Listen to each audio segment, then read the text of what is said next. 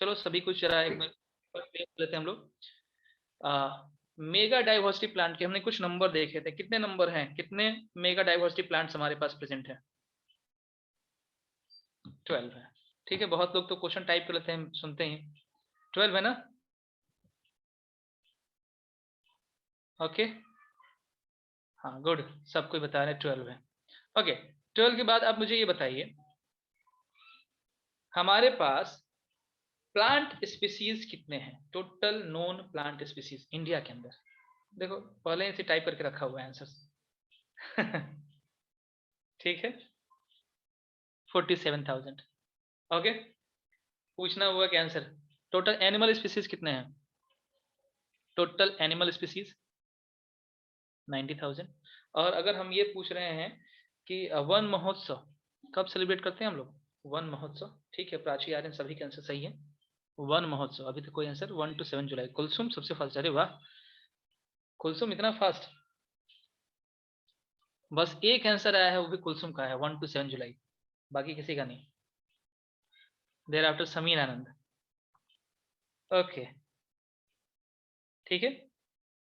कितने परसेंट हमारे पास as per 2011 result 2011 के अनुसार हमारे कंट्री में कितना परसेंट फॉरेस्ट कवर है? अबाउट 21%। गुड, कुलसुम का ही आंसर सही है भाई, 21%। कुलसुम आज एकदम आगे मूव कर रही है, 21%, 21, 21, 20 नॉट 6, ठीक ना? और कंट्री में कितना होना चाहिए? नखत एकदम एक्यूरेट, 21.05। कंट्री में कितना होना चाहिए? लगभग 33%, 30%, 33%, ये दो चीजें हैं, ठीक ना? और फॉरेस्ट कैसे हमारी लाइफ को इफेक्ट करते हैं, ये चीजें हम लोग समझ चुके थे। फॉरेस्ट हमारी लाइफ को कैसे इफेक्ट करते हैं समझ चुके थे ना? ओके, ओके देन अब देखते हैं हम लोग ना फॉरेस्ट के बारे में, टाइप्स ऑफ फॉरेस्ट, ये सभी आपको हम बता चुके थे। चलिए बहुत कुछ ये है, ये हो गया था ना, types of vegetation, tropical evergreen, deciduous, thorn, ये सभी नो। चलो यहाँ पे देखो, आज हम लोग जो चैप्टर है ना, इसको हम लोग थोड़ा मैप वर्क के थ्रू देखने का ट्राई कर रहे हैं। मैप दिख रहा है आप लोग को? मैप शो रहा है स्क्रीन पे? नो, हाँ यस बोल रहे हैं आप कुछ। ये देखो, ये जो एरिया यहाँ पे ये दिख रहा है, दिस वन इज, इसको हम लोग वेस्टर्न घाट बोलते हैं ना। फिजिकल फीचर्स ऑफ इंडिया में हमने इसको पढ़ा था, ये वेस्टर्न घाट है, ठीक है। और यहाँ पे अगर इस एरिया में आना तो ये ईस्टर्न माउंटेन्स है, ईस्टर्न माउंटेन्स है ना, इन जगह पे माउंटेन एरिया है ये, ठीक है। इन दोनों एरिया के बीच में ना कुछ कॉमन पॉइंट है, जैसे बंगाल के कुछ एरिया है, लगभग ईस्टर्न स्टेट जो होंगे वो आ जाते हैं इसके अंदर। क्या कॉमन है क्लाइमेट के हिसाब से बताइए, इन दोनों में क्या कॉमन है, ये जो दोनों एरिया है?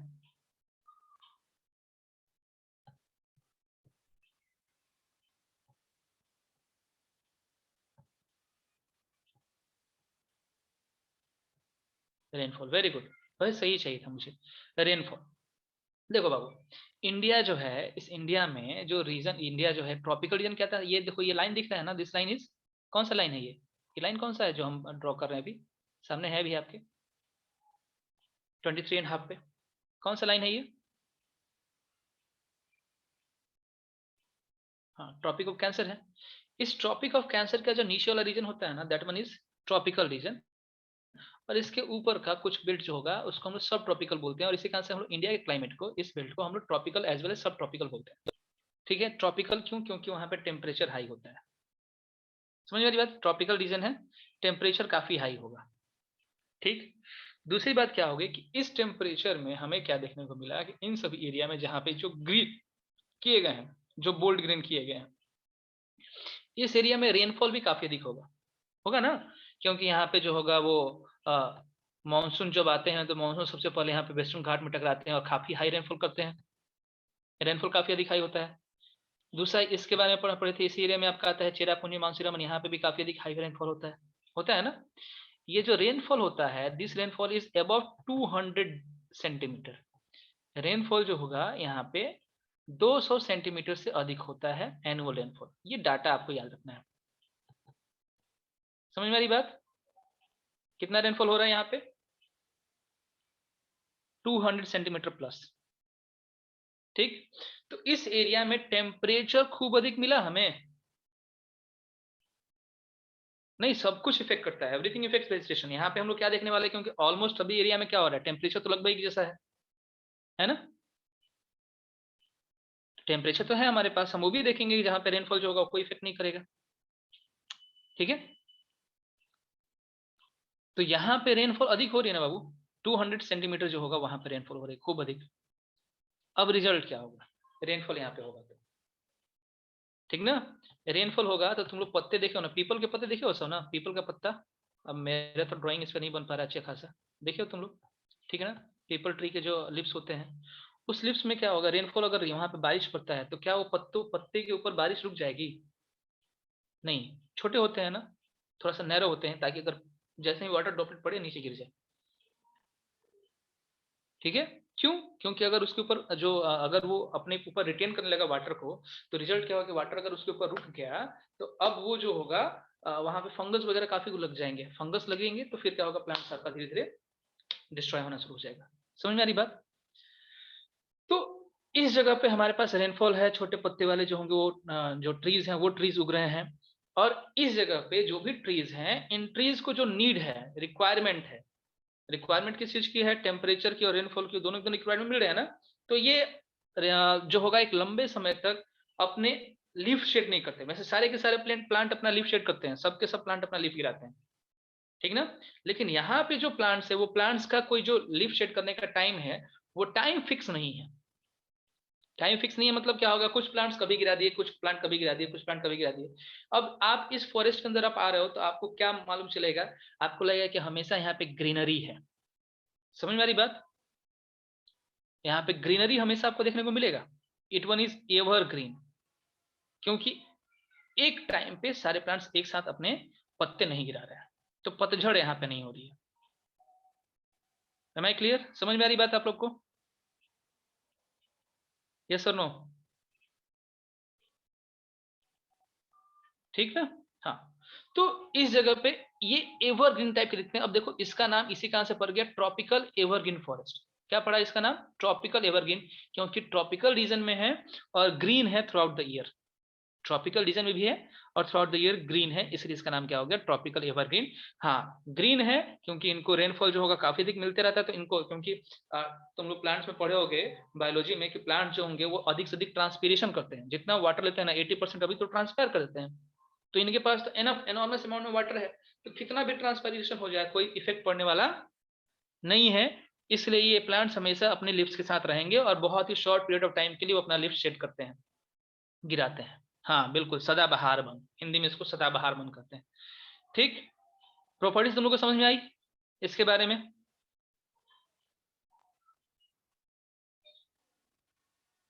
ठीक है ना। अब यहाँ पे प्लांट्स कैसे होंगे, लंबे होंगे छोटे होंगे, तो यहाँ हर एक तरह के प्लांट्स होते हैं, हर एक तरह, काफी डेंस है ये, काफी डेंस है यहाँ पे, बहुत ही छोटे छोटे श्रब होंगे, बहुत ही छोटे श्रब्स हैं, उसके ऊपर उससे बड़े थोड़े हर्ब्स होंगे, लेकिन उस हर्ब्स के साथ साथ क्या होगा कि इस जगह पे लंबे लंबे ट्रीज भी होंगे। इनके पास फोटो पीरियड जो एक टर्म आया था, फोटो पीरियड मीन्स क्या, कितना अधिक यहाँ पे सनलाइट होता है, तो देखो ये जो प्लांट्स है यहाँ पे, इनकी कैनोपी जिसको हम लोग छाता की तरह समझ सकते हैं, अम्ब्रेला लाइफ स्ट्रक्चर जो ऊपर की तरफ क्रिएट होता है, इनके कैनोपी एक दूसरे से टच होते हैं, इतने डेंस होते हैं ना कि नीचे जो होगा वो लाइट नहीं आ सकता है, तो जो भी आपके स्मॉलर प्लांट्स है ना, इनको लाइट मिलता ही नहीं है, लाइट नहीं मिला तो सिर्फ रेनफॉल जो होगा इनके डेवलपमेंट के लिए क्या एनफ है, नहीं, फोटोसिंथेसिस में करना है ना, तो लाइट भी तो चाहिए। तो जो भी प्लांट्स जो कि डीप में रह गए, जहां पे उन्हें लाइट नहीं मिला, उनका ग्रोथ ज्यादा नहीं होता है, वो छोटे छोटे रहते हैं, तो वो नीचे जो होंगे वो हर्ब्स श्रब्स का जो होगा, ग्रास का, उसका फॉर्मेशन करेंगे, ठीक है। हाँ बिल्कुल बाबू, लेकिन हम उसको नहीं पढ़ाएंगे सन में, टिंडल टिंडल इफेक्ट को हम उसे यहाँ नहीं पढ़ाएंगे, वो आपका केमिस्ट्री और बायोलॉजी फिजिक्स का टर्म है, उसको हम यहाँ पे डील करने वाले नहीं। यहाँ पे देखने को मिलता है क्योंकि रेनफॉल भी हमेशा यहाँ प्रेजेंट रहते हैं, छोटे छोटे पार्टिकल्स भी रहते हैं हमेशा, ठीक है, समझ में आ रही बात है यहाँ पे। तो इस जगह पे हमको जो ये प्लांट्स है, इन प्लांट्स के बीच में कंपटीशन होता है कि इनको चाहिए सनलाइट, तो प्लांट्स क्या करते हैं, एक प्लांट दूसरे के प्लांट से compete करेगा और रिजल्ट क्या होगा कि जो जितना लंबा हो जाए वो उतना ही अधिक सनलाइट को गेन कर सकता है, तो यहाँ पे लॉन्गेस्ट प्लांट भी देखने को मिलते हैं, शॉर्टेस्ट प्लांट तो है ही, लेकिन जो ट्रीज होते हैं वो ट्रीज लंबे लंबे भी होते हैं, ठीक है। और इस एरिया में पाए जाने वाले जो प्लांट्स होते हैं वो जो होंगे वो कमर्शियल वैल्यू रखते हैं, यानी कि काफी महंगे होते हैं। ठीक, जैसे सैंडलवुड, सैंडलवुड, अब तुम लोग को ये चीज तो मालूम चल ही गया होगा कि सैंडलवुड काफी महंगा होता है ना। हाँ, कैसे मालूम चला है? कैसे मालूम चला है कि सैंडलवुड महंगा होता है? हाँ, चलो ठीक है, इसलिए सैंडलवुड का नाम यहाँ पे मैंने मेंशन नहीं किया। ठीक, ओके देन। तो हम लोग देखते हैं जरा ट्रॉपिकल एवरग्रीन फॉरेस्ट को। ठीक, ये चीज हम लोग समझते हैं। तो ये होंगे एरियाज ऑफ हेवी रेनफॉल, जैसे कि वेस्टर्न घाट, आइलैंड ग्रुप में भी हेवी रेनफॉल होता है ना, लक्षद्वीप वगैरह में, अंडमान निकोबार में, और upper parts of Assam and Tamil Nadu coast, जिस जगह पे खूब अधिक बारिश होगी उस एरिया में होंगे। ठीक है, यहाँ पे जो होगा क्या होता है, तो 200 सेंटीमीटर रेनफॉल होंगे और बहुत ही शॉर्ट ड्राई सीजन होगा। इनके हाइट की अगर बात करें तो कुछ एक का हाइट जो होगा वो 60 मीटर प्लस हो जाता है, 60 मीटर एबव हाइट होना शुरू होता है। ठीक, हाइट जो होगा वो 60 मीटर प्लस होगा। The region is warm and wet throughout the year, इस रीजन में हमेशा जो होगा वार्म, मतलब कि टेम्परेचर काफी अधिक रहेगा और वेट भी रहेंगे, बारिश भी काफी अधिक होगा। ठीक है, ये एक लग्जरियंट वेजिटेशन, यहाँ पे सभी तरह के लगभग वेजिटेशन मिलते हैं मल्टी लेयर्ड स्ट्रक्चर में। मल्टी लेयर्ड कैसे हम लोग देख लेते हैं, मल्टी लेयर्ड यानी कि छोटा, उसके ऊपर उससे बड़ा, उसके ऊपर उससे बड़ा, ऐसा कुछ फिगर जो आपको मैंने समझाया। और इसका कोई डिफिनिट टाइम नहीं होता है कब ये अपने पत्ते जो होंगे उसको शेड करेंगे, गिराएंगे। कोई भी डिफिनिट टाइम पीरियड नहीं है किस टाइम पे अपने सारे के सारे पत्ते को ये शेड कर ले, इसलिए हमेशा एवरग्रीन दिखते हैं। नेक्स्ट वन इसकी प्रॉपर्टीज में आते हैं। ये देखो इसके फिगर देखो, मल्टी लेयर दिख रहा है, कुछ 1.5 मीटर लंबा भी है, उसके बाद कोई 5 मीटर भी है, उसके ऊपर देखो 20 मीटर भी है, 40 मीटर भी है, और मैक्सिमम हाइट 60 मीटर तक भी गया। हाइट दिख रहे हैं आप लोग को? यहाँ पे जो आपके क्रीपर्स हैं, क्रीपर्स भी काफी देखने को मिल रहे हैं। ठीक, समझ में आ रही बात? अब यहाँ पे जो होगा ये कॉमर्शियली इंपॉर्टेंट जो आपके ट्रीज हैं वो यहाँ पे बहुत ही दिखे, जैसे इबोनी है, महोगनी है, रोजवुड है, रबर है, चिंचोना है। ठीक है, ये सभी के सभी यहाँ पे मिलते हैं। ठीक, ये सब के सब इस जगह मिलते हैं। अब ये डेंस फॉरेस्ट है, तो डेंस फॉरेस्ट में एनिमल भी वाइल्ड टाइप के मिलेंगे ना। तो रिजल्ट क्या हुआ कि इसमें जो होंगे, जो सबसे अधिक एनिमल्स मिलने वाले हैं, एलिफेंट, मंकी, लेमर, डियर, ये सब यहाँ पे मिलते हैं। वन हॉर्न राइनोसेरस जो होगा वो असम और बंगाल के जंगल में वन हॉर्न राइनो मिलता है, ये मिलता है। और इसके अलावा बहुत सारे बर्ड्स, बैट्स, स्कॉर्पियन, स्नेल्स, ये सब के सब इस जंगल में मिलते हैं। इस जंगल में अगर आप आइएगा तो आप लायन नहीं देखेंगे उतना अधिक, लायन और टाइगर ये आपको इस एरिया में उतने अधिक अमाउंट में नहीं दिखेंगे, क्योंकि एवरग्रीन फॉरेस्ट है। ठीक, इस फॉरेस्ट में जो होगा जनरली आपके मोस्टली वैसे एलिमेंट्स, एनिमल्स रहते हैं जो कि हेवी अमाउंट में फूडिंग लेते हैं, वेजिटेशन के ऊपर डिपेंडेंट। ठीक ना, समझ में आया एवरग्रीन के बारे में? और ये एनिमल वाला याद रखोगे तो फिर हमें एनिमल वाले पढ़ने की कोई ज्यादा नीड नहीं पड़ेगी। ठीक, तो चलो जरा पॉइंट्स नोट डाउन करो इसके, जो भी मैंने बोल्ड में लिखा है बस वही नोट डाउन करना है। डालिएगा heading tropical evergreen.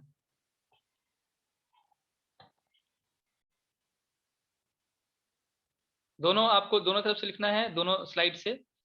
First slide ये रहा, यहां से आप लोग लिखना शुरू कीजिए और फिर देर आफ्टर सेकंड स्लाइड पे हम लोग आएंगे। स्लॉथ एक तरह का जानवर है। अब उसका फिगर आप गूगल कर लो, मोबाइल तो रखे हो ना, गूगल कर लो स्लॉथ के बारे में। स्लॉथ का फिगर मैंने नहीं लगाया तो नहीं दिखा सकते अभी।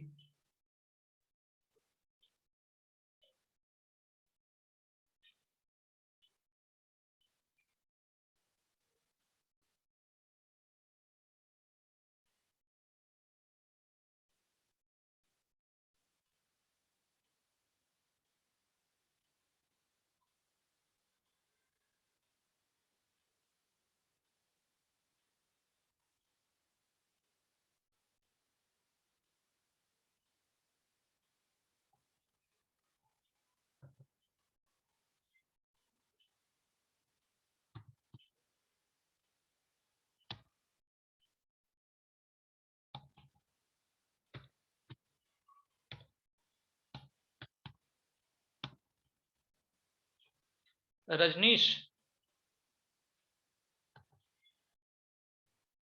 रजनीश हो क्या क्लास में?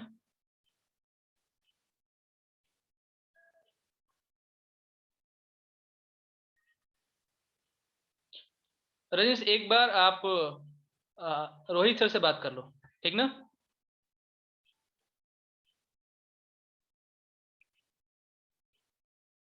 अभी अभी करके तब क्लास में आइए।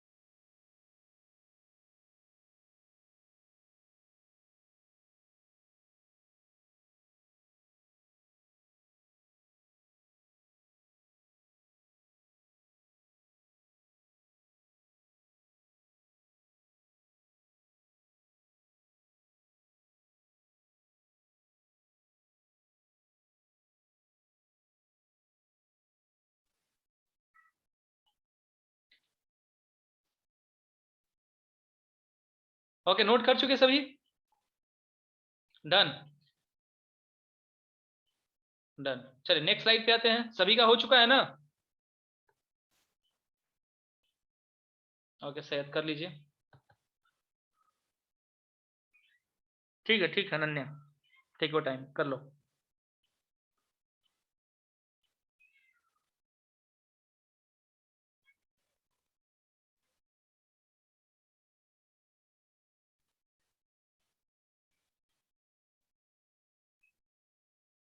तान्या क्या हो चुका?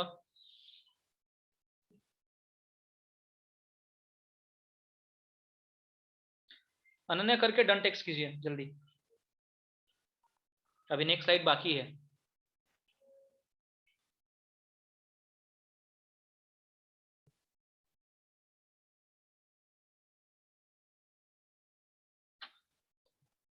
ओके, नेक्स्ट स्लाइड आपका ये है, इसको आप नोट डाउन कर लो।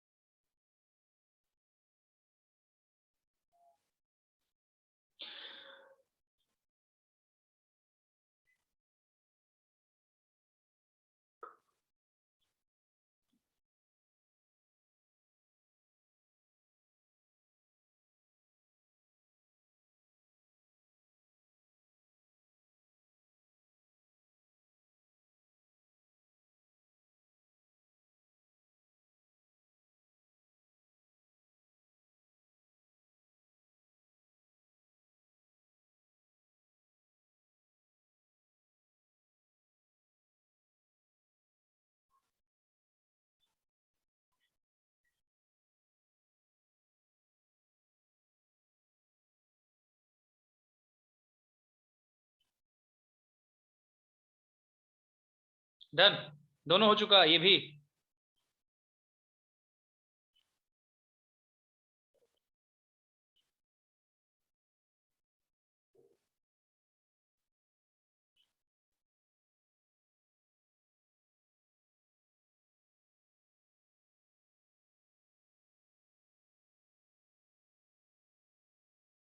ओके,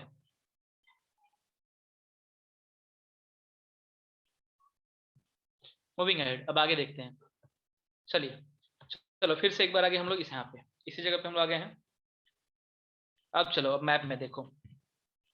मैप में देखो, ये जो इंडिया के अंदर का सबसे वास्ट एरिया जो होगा, ये जो वास्ट एरिया, सबसे अधिक एरिया जो है, यहाँ से ये जो तुमको इस कलर का नहीं दिख रहा है, यहाँ बाउंड्री जो हमने बनाया है, इन सभी एरिया में ना रेनफॉल का जो होगा, रेनफॉल 70 to 200 सेंटीमीटर के बीच में, 70 to 200 सेंटीमीटर में वेरी करता है। समझ में आ रही बात? 70 to 200 सेंटीमीटर। ठीक, देखो यहाँ पे बारिश होगी, लेकिन तुम इधर देखोगे, इधर आगे ऐसे बढ़ोगे, बारिश धीरे कम होती जाती है ना, रेनफॉल कम हो रहा है। यहाँ पे आगे बढ़िएगा, रेनफॉल कम होगा, हो गया। इधर आएंगे, इधर भी रेनफॉल कम होगा। ये जो एरिया आप लोग देख रहे हैं ग्रीन में, इसमें थ्रू आउट द ईयर हमेशा बारिश होती रहती है, लेकिन ये जो बाकी एरिया जो हमने पेंटेड किया है ना, इस एरिया में सिर्फ और सिर्फ क्या होता है, मानसून के टाइम पे बारिश होती है। बिहार में मानसून में ही बारिश होती है ना अधिकतर, मैक्सिमम जो बारिश होती है बिहार यूपी में मानसून के टाइम पे होगी। ठीक, उनमें से भी ये जो एरिया है, ये सभी एरिया, इन एरिया में क्या होता है कि इन एरिया में बंगाल के कुछ पार्ट में या यहाँ पे ये जो एरिया बचा हुआ है, इन सभी एरिया में रेनफॉल जो होगा वो थोड़ा सा अधिक होता है एज कम्पेयर टू हमारे हमारे जो एरियाज हैं यूपी बिहार बंगाल जो होगा उसके एरिया के कंपेरिजन में बारिश यहाँ पे कुछ अधिक होती है, लेकिन फिर भी बाकी जगह के मुकाबले ये कम होगी। तो अब क्या होगा कि जब रेनी सीजन नहीं होगा उस टाइम पे प्लांट्स ट्रांसपायर तो करेंगे अगर लिप्स होंगे तो। देखो एक चीज समझ लो कि नेचर ने ऐसा एक बेटर टेक्निक प्रोवाइड किया है सभी के सभी ऑर्गेनिज्म को कि वो अपने आप को अडॉप्ट कर लेते हैं।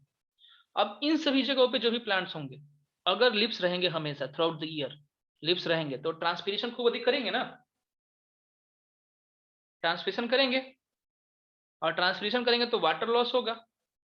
तो ये वाटर लॉस को मेंटेन करने के लिए क्या होता है, कुछ वीक के लिए, ठीक है, वो अपने लिप्स को गिरा देते हैं, लिप्स सेट कर देते हैं एक ही टाइम पे। तो एक ही टाइम पे गिरा दिए तो लग रहा है कि भाई पतझड़ हो गया है, इसलिए इसको हम लोग बोलते हैं ट्रॉपिकल डिसीडियस फॉरेस्ट। समझ में आ रही बात, डिसीडियस, पर्णपाती, अपने पत्ते जो होंगे वो गिरा देंगे। आ रही बात समझ में, यस और नो, जल्दी।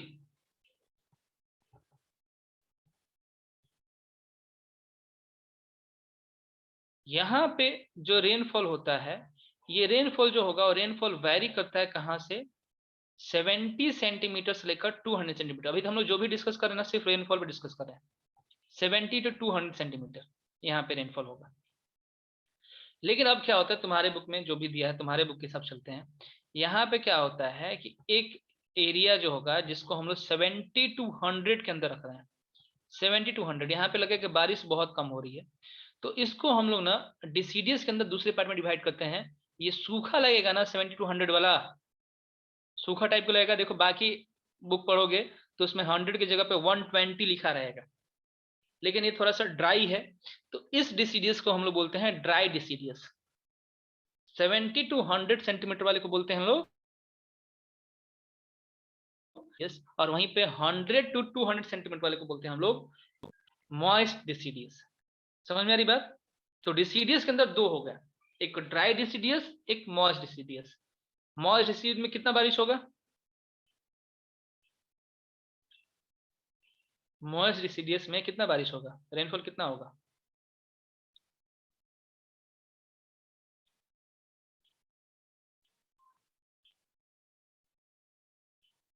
किसी का कोई आंसर नहीं आ रहा है। मॉइस्ट डिसीडियस में रेनफॉल का 100 to 200, गुड, 100 to 200 होगा मॉइस्ट डिसीडियस में, और 70 to 100 जो होगा वो क्या होगा आपका ड्राई डिसीडियस में। ये as per your book actually में जो डिसीडियस का है वो होता है 70 to 120 एंड 120 to 100। ठीक, सबसे अधिक इंडिया का जो एरिया कौन सा फॉरेस्ट रखता है, किस तरह का वेजिटेशन रखता है, मैक्सिमम एरिया किसने ऑक्युपाई किया है,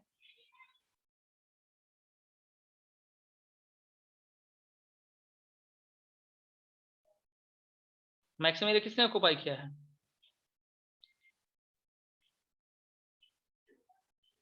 ठीक है, ट्रॉपिकल डिसीडियस याद रहेगा। ठीक, अब इनके बारे में अगर बात करें तो इस एरिया में वैसे प्लांट्स ज्यादा अधिक होते हैं जो कि आपके घर में टिम्बर के लिए यूज करते हैं। टिम्बर, घर में जो भी फर्नीचर वगैरह होता है ना, साल, सागवान, शीशम, ये सभी इसी एरिया में मिलेंगे। ठीक, एम आई क्लियर, समझ में आया बात। टिम्बर, वही टिम्बर मतलब कि फर्नीचर्स बनाने के लिए। समीर, हो गया, ठीक है। अब चलो अब इसकी प्रॉपर्टी हम लोग देखते हैं जरा, इसके प्रॉपर्टी पहुंचते हैं। देखिए, तो ट्रॉपिकल डिसीडियस जो होंगे पूरे के पूरे मोस्ट वाइड स्प्रेड फॉरेस्ट हैं, इनको हम लोग मानसून फॉरेस्ट बोल सकते हैं, कह सकते हैं ना, कोई प्रॉब्लम इसमें, मानसून फॉरेस्ट बोल सकते हैं इसको हम लोग। ठीक है, रेनफॉल कितना होता है 200 to 70 सेंटीमीटर, और ये 6 से 8 वीक तक अपना पत्ता जो होगा समर के टाइम पे गिराते हैं, ठीक ना। अब on the basis of availability of water इसको हमने दो पार्ट में डिवाइड किए हैं। एक हमने कहा है मॉइस्ट डिसीडियस, मॉइस्ट डिसीड कौन, तो जिसमें रेनफॉल जो होगा वो 200 टू 100 सेंटीमीटर में हो, 100 से 200 के बीच में। वाई मानसून फर्स्ट, मैंने अभी इसी चीज पे डिस्कस किया ना, इन सभी एरिया में रेनफॉल जनरली मानसून के टाइम पे ही होता है बाबू। ये सभी जो एरिया थे, आपका वेस्टर्न घाट जो होगा वहां हमेशा बारिश होती रहेगी, ओरोग्राफिक रेनफॉल होते हैं, हाई हाई हिल्स हैं। आपके जो ईस्टर्न एरिया थे वहां पे, इसीलिए मानसून फर्स्ट बोलते हैं इनको। ठीक है, अब इसमें दो हमने कहा, एक मॉइस्ट और एक ड्राई। तो मॉइस्ट वाले में देखें तो मॉइस्ट में रेनफॉल जो होगा वो 200 टू 100 सेंटीमीटर। ठीक ना, ये कहाँ मिले हैं, तो eastern part of the country में मिले हैं, नॉर्थ ईस्टर्न स्टेट मिले हैं, हिमालय, झारखंड, वेस्ट बंगाल, छत्तीसगढ़, इन सभी एरिया मिले हैं। ठीक है, इसका सबसे जो डोमिनेंट स्पीड है वो है, स्पीसीज है टीक। टीक एक तरह का पौधा है। इसके अलावा बम्बू, साल, शीशम, सैंडलवुड, खैर, कुसुम, अर्जुन, ये सब बहुत सारे प्लांट्स यहाँ मिलते हैं। हाँ, हम लोग वो मोस्ट, हम लोग नहीं है, बिहार के मोस्ट पार्ट जो होंगे वो ड्राई डिसीड्स के अंदर आते हैं। बिहार के पार्ट जो होंगे वो ड्राई डिसीड्स में आते हैं, आगे देखेंगे हम लोग उसको। जो आपके जहाँ पे रेनफॉल अधिक होती है ना, उसके आसपास का एरिया जो होगा वो मोस्ट डिसीड में आता है। अब देखो ड्राई डिसीड्स में आता है, ड्राई डिसीड में क्या क्या हो गया। तो इसमें देखो, रेनफॉल जो होगा वो 100 to 70 centimetre, peninsular plateau, plains of Bihar and UP. ठीक है, यहाँ पे भी जो होगा ओपन स्टेज है, टीक, साल, पीपल, नीम यहाँ पे बहुत अधिक ग्रो करते हैं। ठीक ना, लार्ज पार्ट है इस रीजन में, जहाँ पे हमने क्या किया कि साफ सफाई करके वहां पे हम लोग खेती करना शुरू कर दिए हैं, कल्टीवेशन करना शुरू कर दिए हैं। हमें यहाँ पे जो कॉमन एनिमल्स होंगे वो होंगे lion, tiger, pig, deer, elephant, जो तुम लोग देखते होगे। और इसमें बहुत सारे वैरायटी के लिजार्ड्स, स्नेक्स और टॉर्टवाइज भी मिलते हैं। ठीक ना, अब यहाँ पे ध्यान देना, यहाँ पे हमने सैंडलवुड को इस पार्ट में रखा है, सैंडलवुड। ठीक ना, सैंडलवुड जो होगा, जो चंदन है, ये चंदन है, लेकिन इस चंदन का न्यूट्रिएंट वैल्यू जो होगा, मतलब कि उसको अधिक रेनफॉल की रिक्वायर्ड नहीं पड़ती है, तो वो इस एरिया में हमारे पास काफी अधिक होता है। अब देखो, जो तुम लोग देखे थे मूवी, उसमें एक सैंडल के एक अलग प्रकार के बारे में बात की गई, उसको थोड़ा सा डील करना सब तुमको ज्यादा अच्छे से मिलेगा। हम अभी किस चीज का एडवर्टाइजमेंट नहीं कर रहे हैं, ठीक ना। लेकिन जो जनरल सैंडल होते हैं वो जनरल, अभी मध्य प्रदेश का जो एरिया होता है ना, उस एरिया में जनरल सैंडल मिलते हैं। तुमने सुने होंगे एक तस्कर के बारे में, एक पर्सन था जो कि काफी अधिक जो होगा सैंडलवुड की एक्चुअल में वो तस्करी किया करता था, उसको सेल किया करता था। ठीक है, क्या नाम था उसका, बताओगे?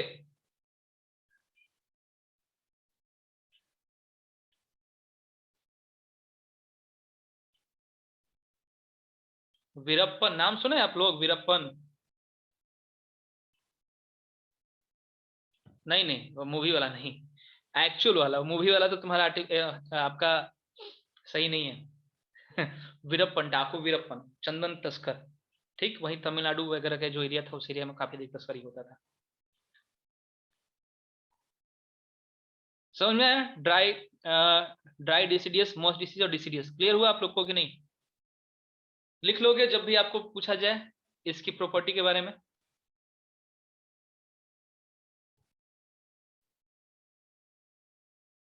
चलिए, अब इसके फीचर्स लिखिए, नोट डाउन कीजिए, नोट डाउन कीजिए, ट्रॉपिकल डिसीडियस फॉरेस्ट।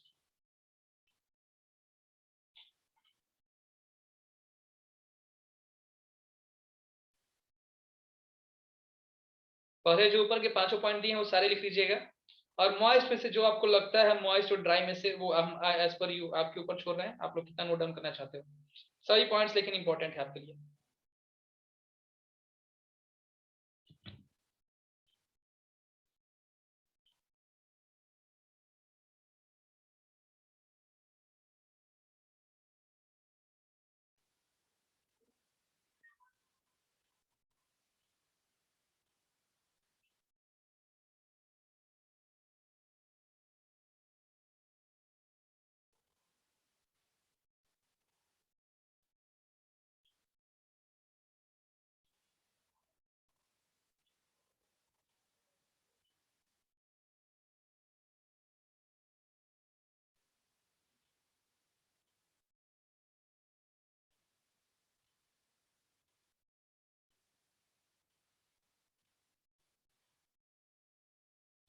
नहीं, बोल्ड वाला इसमें तो सब कुछ लिखना है, आप तुमको सबसे पहले ट्रॉपिकल डिसीज के फीचर्स तो लिख लो। उसके बाद मॉइस्ट में से जो जो तुमको लगता है कि तुम्हें याद है उसको छोड़ दीजिए, बाकी लिख लीजिए, क्योंकि इसमें सारे पॉइंट्स आपके इंपॉर्टेंट है, तो इसमें ज्यादा मैंने क्लासिफिकेशन नहीं किया है।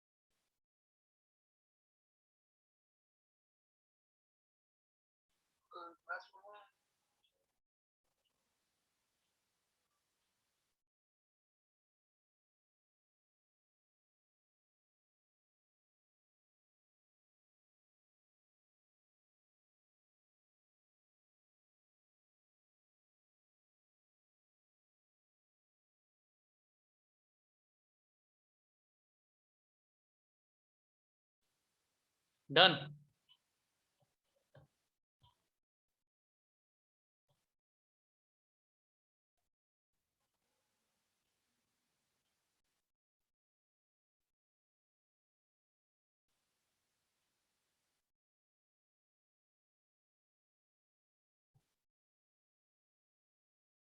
हाँ, नोट अपलोड है।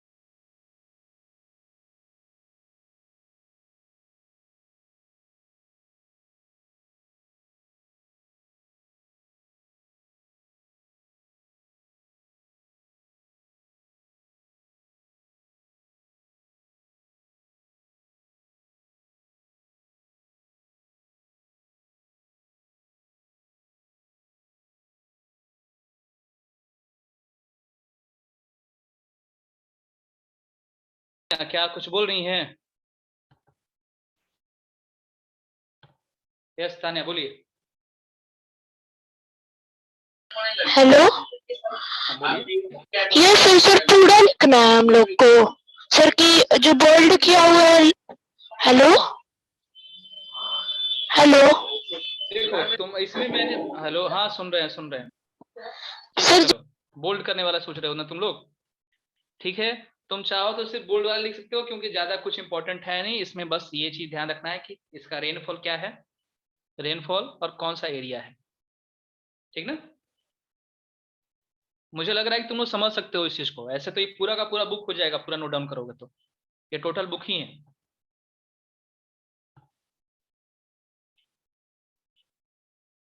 और मुझे कुछ होमवर्क भी देने के लिए चाहिए ना, ठीक है। चलिए नोट कर चुके हैं, हो गया नोट, आगे बढ़े।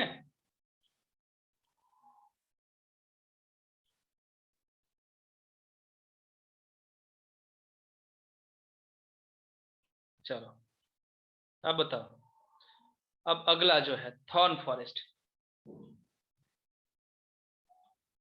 बताइए तो जरा कौन कौन सा एरिया थॉर्न फॉरेस्ट का होगा। अगर हम एनोटेशन दे कि सबको एनोट करो तो तुम लोग तो पूरा का पूरा एनोट करके भर दोगे सब, बट फिर भी चलिए एनोटेशन ऑन कर रहे हैं आप लोग को।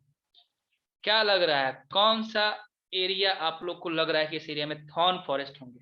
एनोट कर सकते हैं आप लोग, बता सकते हैं मैप पे। बीच वाला एरिया पूरा, अरे अरे हाँ हो गया शुरू।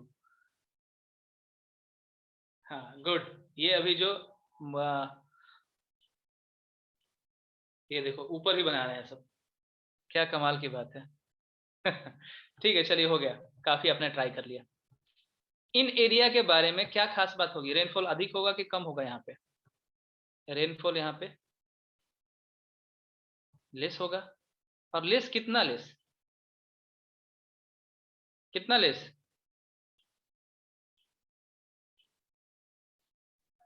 तानेराज क्लास में बैठ के क्लास किया करो, तुम्हारा कैमरा ऑन हो गया, सो के क्लास करने की जरूरत नहीं है, बैठ जाओ। 70 से कम होगा, ठीक ना। अच्छा 70 से कम होगा। अब बताओ इस जगह पे तो रेनफॉल अधिक नहीं होता है ना, तो इनके रूट्स जो होंगे वाटर को ट्रैप करने के लिए लंबा से लंबा नीचे तक जाएंगे, जाएंगे नीचे तक ना, ठीक है। तो बहुत ही डीप जाएंगे, तो उस केस में हम कह सकते हैं कि यहाँ पे जो रूट्स होंगे, रूट्स लंबे होंगे कि छोटे होंगे? लंबे होंगे, ठीक है एकदम अच्छे समझ रहे हो। अच्छा अब इस एरिया में तुम लोग कैक्टस वगैरह सुने हो सब, कभी डिस्कवरी तुम लोग देखना है ना, तो कैक्टस वगैरह जो होगा ना, उसको लोग क्या करता है, उसको जो भी सरवाइव करने के लिए बोलो उसको, उसका क्या कहते हैं, मोर मार कर उसके अंदर से जो होगा जूस निकालता है, वाटर पानी, और उस पानी को वो लोग पीते हैं लोग।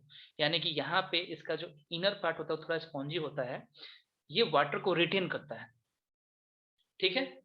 और यहाँ पे इनके स्टेम्स भी जो होंगे वो ग्रीन कलर्ड होंगे, ठीक।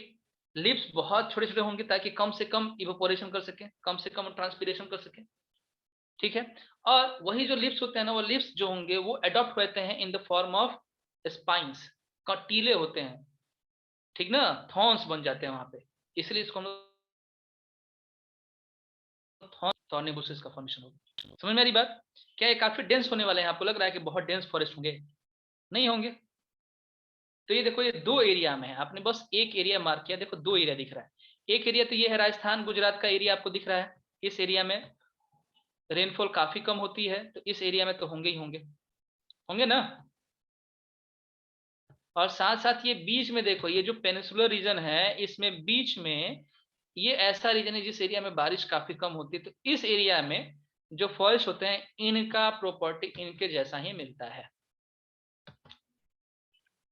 ठीक ना। समझ में आई बात? मैप तुम लोग का क्लियर हो रहा है किस एरिया में कौन सा फॉरेस्ट मिलेगा? मैप क्लियर हो रहा है ना? हाँ तो मैप भी आपका एकदम क्लियर होना चाहिए, किस एरिया में कहाँ पे कौन सा फॉरेस्ट मिल रहा है, ये आपको पता होना चाहिए। और सिर्फ इंडिया के बारे में पता करना है, बाहर के बारे में तो पता करना ही नहीं, ठीक है। फुट हिल ऑफ हिमालयस इस एरिया में बात करेंगे, तो इस एरिया में डिसीडियस फॉरेस्ट का कौन सा पार्ट होगा, डिसीडियस फॉरेस्ट का कौन सा टाइप होगा इस एरिया में, या यहाँ पे ये जो एरिया होगा इस एरिया में, या इन एरिया में डिसीडियस का कौन सा पार्ट होगा? Moist deciduous. और वहीं जो बीच की बात करेंगे, बीच में कौन सा होगा? बीच में ड्राई डिसीडियस, ठीक है। जहां बारिश नहीं हो रही वहां पे कौन सा हो रहा है, उस एरिया में थॉर्नी फॉरेस्ट हो जा रहा है। जहां खूब अधिक बारिश हो रही है वहां पे एवरग्रीन फॉरेस्ट हो जा रहा है, ठीक है। अभी तक हमने जितना क्लासिफिकेशन किया, this was the last classification which was based on rainfall, precipitation पे बेस्ड जो हो, ठीक। समझ में आया? ओके मूविंग अहेड, आगे बढ़ते हैं। अब इसके नोट्स जरा देखते हैं, इसके नोट्स में क्या क्या लिखा हुआ है। तो थॉर्न फॉरेस्ट एंड श्रब्स इसमें हम लोग देख रहे हैं, तो less than 70 centimetre of rainfall होगा। थॉर्नेट ट्रीज एंड बुशेस होंगे, किस एरिया में होगा? तो north western part of country including semi arid areas of Gujarat, Rajasthan, Madhya Pradesh, Chhattisgarh, UP, Haryana, इन सभी में। ठीक है, यहाँ पे यूरोफोबियाज एंड कैक्टी, यूरोफोबिया भी एक तरह का प्लांट है, वो इसके मेन प्लांट स्पीसीज है। लंबे इनके रूट जो होंगे स्कैटर्ड होंगे, स्कैटर्ड मतलब कि दूर दूर तक फैला होंगे ताकि जितना ज्यादा वाटर वो ले सकते हैं, स्कैटर्ड होंगे और उनका रूट लंबा होगा। स्टेम सक्लेंट होंगे, चूसने लायक, जिसको तुम सक कर सकते हो, ठीक, और वाटर को अपने पास रखेंगे। लिव्स जो होंगे वो मोटे होंगे, ठीक है, मोटे होंगे और बहुत ही छोटे होंगे ताकि इवेपोरेशन कम से कम हो जाए। और यहाँ पे थॉर्न जो होगा वो तुमको जनरल देखने को मिलेगा। और इस एरिया में छोटे एनिमल, छोटे हाइट के एनिमल जो होंगे वो काफी दिख मिलते हैं। तो इस एनिमल में rat, mice, rabbit, fox, wolf, tiger, lion, wild ass, ये सभी के सभी एनिमल्स जो होंगे यहाँ पे तुमको देखने को मिलेंगे। छोटे हाइट वाले, लंबे हाइट वाले एनिमल्स यहाँ पे नहीं मिलते हैं। हाँ, कैमल वहां पे एक रिसाइड करता है भाई। और कैमल क्यों रिसाइड करता है ये आप सबको पता होगा। कैमल वहां पे क्यों अधिक अमाउंट में होता है, पता है ना सबको?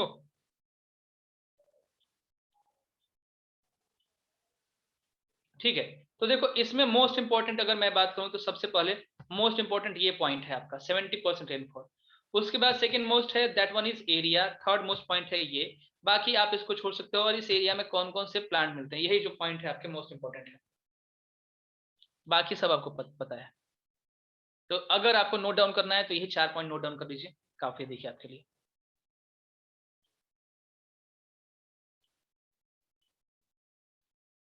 अच्छा, ये पॉइंट ब्रेक कर गया है, ये पॉइंट यहाँ से है, पाम ट्री से, यहाँ से एसियाज, पाम्स, यूरोफेबियास एंड कैक्टी, ये यहाँ से ब्रेक कर गया पॉइंट।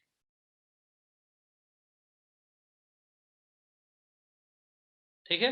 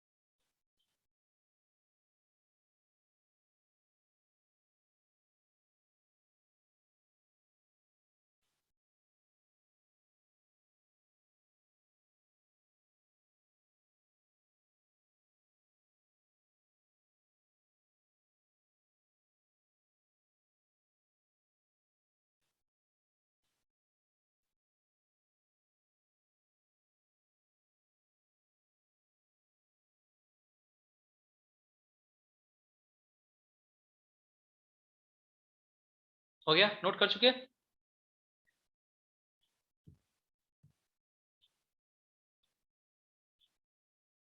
आगे बढ़े।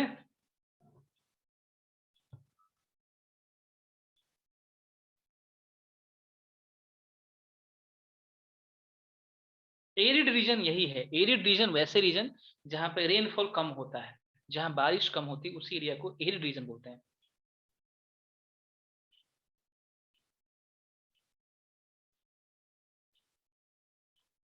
ठीक ना, एरिड, सेमी एरिड का मतलब हो गया कि वहां पे हल्की फुल्की बारिश भी होती है।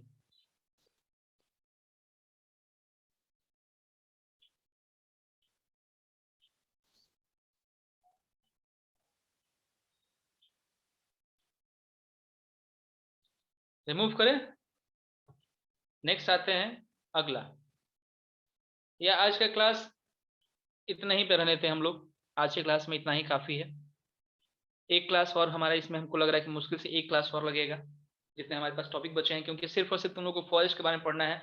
वाइल्ड लाइफ यहीं पे क्लियर होते जा रहा है। वाइल्ड लाइफ तुम लोग को याद है ना। अब देखो तुम लोग का होमवर्क क्या है, तुम लोग करना क्या है। एक तो नोट्स तुम लोग बनाओगे ही, साथ ही साथ ये जो फॉरेस्ट हो रहे हैं, इस फॉरेस्ट का एरिया कौन कौन सा है, किस किस एरिया में होते हैं, मतलब कि स्टेट आप डिवाइड कर लोगे होमवर्क में, स्टेट डिवाइड कर लीजिएगा किस किस सिस्टम मिलते हैं, और यहाँ पे जो इंपॉर्टेंट एनिमल स्पीसीज कौन कौन से हैं और प्लांट स्पीसीज कौन कौन से हैं, ये इतना आपको याद रखना है होमवर्क में, अदर देन नोट्स। ठीक है, important plant species, important animal species, ठीक ना, और प्लस रीजन आपको याद कर लेना है किस किस रीजन में पाए जाते हैं। Am I clear?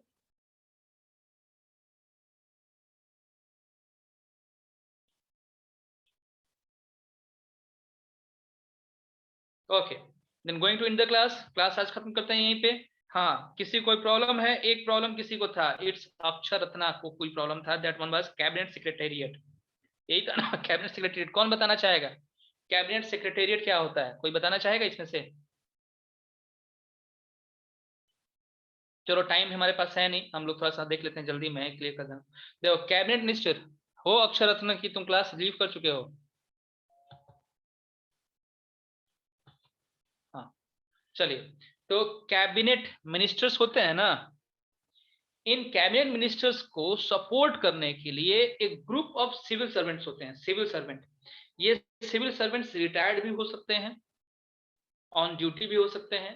इनका काम क्या होगा कि उस खास कैबिनेट मिनिस्ट्री को अपने सजेशंस देंगे, ठीक है, और वही जो ग्रुप ऑफ मेंबर होते हैं, उसी ग्रुप ऑफ मेंबर को कैबिनेट सेक्रेटेरिएट बोलते हैं। समझ में आई बात? कैबिनेट की एक तरह से सेक्रेटरी। समीर पूछ रहे हैं कितना कितना, जितना हो सकता है उतना लिख लेना। हर फॉरेस्ट में कितना कितना लिखना होगा, देखो कम से कम चार चार जो होगा वो लिख लीजिएगा। देखो इसलिए ना, क्योंकि ऑप्शनल क्वेश्चन में बहुत सारे आते हैं कि एनिमल का नाम दे देगा, पूछ देगा किस फॉरेस्ट में पाया जाता है। वैसे तो अब तुम क्लियर कर लोगे, तुमको अगर डाटा मालूम है, हम लायन पूछे हैं तो लायन जो होगा वो दोनों में आएगा, लेकिन मोस्टली किस में आएगा? डीसीडीएस के अंदर आएगा। एलिफेंट पूछेंगे किसके अंदर आएगा? सब में आता है, लेकिन एलिफेंट किस में आएगा मैक्सिमम? इसमें तो नहीं आएगा, थॉर्न फॉरेस्ट में। तो मैक्सिमम किस में आएगा? एवरग्रीन में आएगा ठीक ना। और एवरग्रीन कहाँ कहाँ है, तो तुम एलिफेंट का एरिया भी तुम पहचान सकते हो। तो इसी तरीके से तुमको थोड़ी तैयारी करनी है। ठीक, okay, and in the class, bye bye everyone.